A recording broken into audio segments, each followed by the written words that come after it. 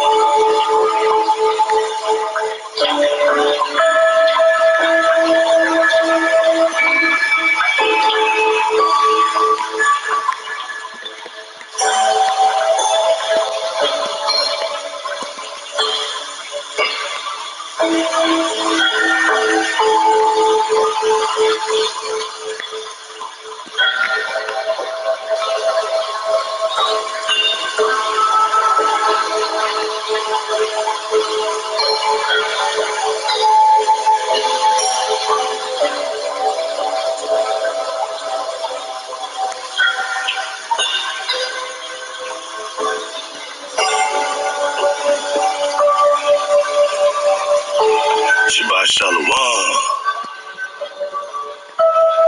Just had to take a breath. Wow.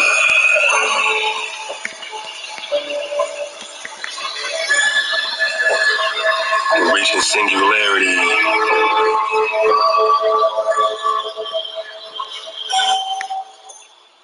We're reaching singularity. We are in the time of the end of days, right? Hosea 3. And many shall run to and fro, and knowledge shall be increased. And this, Manaka, is a definition of technological singularity, a time at which technological growth becomes irreversible, uncontrollable, resulting in unforeseen changes. We're talking about self-improvement cycles. And this runaway reaction is Naga surfing away. Just popping off internet, popping off, all the information is being spread on Facebook and TikTok and YouTube and IG, right? It's a runaway reaction of self-improvement cycles. Naga's getting this drop every day. Each new and more intelligent generation appearing more and more rapidly, causing an explosion in intelligence, resulting in a powerful super intelligence. Ooh, that qualitatively far surpasses all human intelligence. They've been afraid of this point for a long time. They don't know what's going to happen, boss. So they replicated. The alchemical serpent replicates this natural process by creating, such things as what they call artificial intelligence and their technology, because they know that you are reaching singularity. We are reaching a time where knowledge shall be increased, right?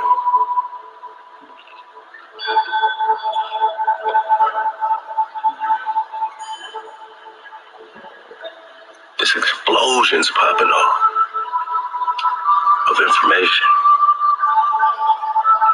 They call it the unconsciousness as it bursts. bursts, as it explodes, as it bursts, an explosion in consciousness, right? So they have to cause their own bursting explosion. They have to tap into whatever frequencies and try to burst them into consciousness, hoping that that's going to help them. Even though this is very unforeseeable once this situation really pops off, right? And we say, will you choose up? Will you choose up, right? God, let's go.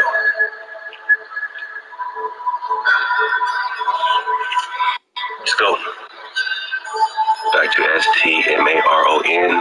STMARON, Maron.org. So, talked about the covenant, we talked about firstborn bond, right? Now we can see it even clearer when we see a reflection and duplication. So in the Quran, the interesting thing is that they got Miriam, but they list Miriam as the mother of Jesus and the sister of Aaron or Haran. And people say, what's all this confusion about? Why would you specifically name Miriam as the sister of Aaron or Haran, and she's the mother of Jesus? That don't make no sense. Maybe the prophets messed up with this one, right? Or there's some confusion because they're making it confusing with this canonical, non-canonical writing situation. Again, it says, this is a brief overview. In this brief overview, a picture emerges depicting Miriam of the Quran. She is similar in some ways, but very different in most to the Mary of the New Testament. Early Christians discouraged the multiplication of what they considered legends or reflections, duplications, and stories about Mary in the New Testament and her son Jesus. By the 3rd and 4th centuries, the Christian era, the 4 canonical Gospels were made normative for Christians. Bang. This may have been done in an attempt to safeguard both Mary and Jesus from legends and speculations. Nonetheless, non-canonical writings abounded in the early church. So this is what they were taking out. Again, there's babies in the bathwater, right? Canonical, right? Con, right? See this word con keep popping up, right? The depiction of Miriam in the Quran has much in common with Mary and Jesus of some of the non-canonical writers. Much more, in fact, than the Mary and Jesus in the New Testament. So, whatever writings are taken out being called non-canonical, because that's when they canonical, they formed pretty much they solidified the doctrine that they really wanted to brainwash people with, and they just called that canonical, right? So, and everything they took out that they say they can't verify these prophets or those prophets, that's what they took out. So they're doing us a favor, right, by taking stuff out, right? We can't use our own discernment, we too stupid, boss, right? So these non-canonical writings, they're matching up more with the Miriam in the Quran. And why is that important? Because the Miriam in the Quran is the sister of Aaron and the mother of Jesus. This is why it became non-canonical. They had to take that shit out of there, man. They said, nah, that's giving it too much drop. So we're over here chasing this bread trail, this breadcrumbs. And we say, all right, what's it to it? Why would they be hiding that? And who is it, JC, before they're calling him Jesus, or we're just talking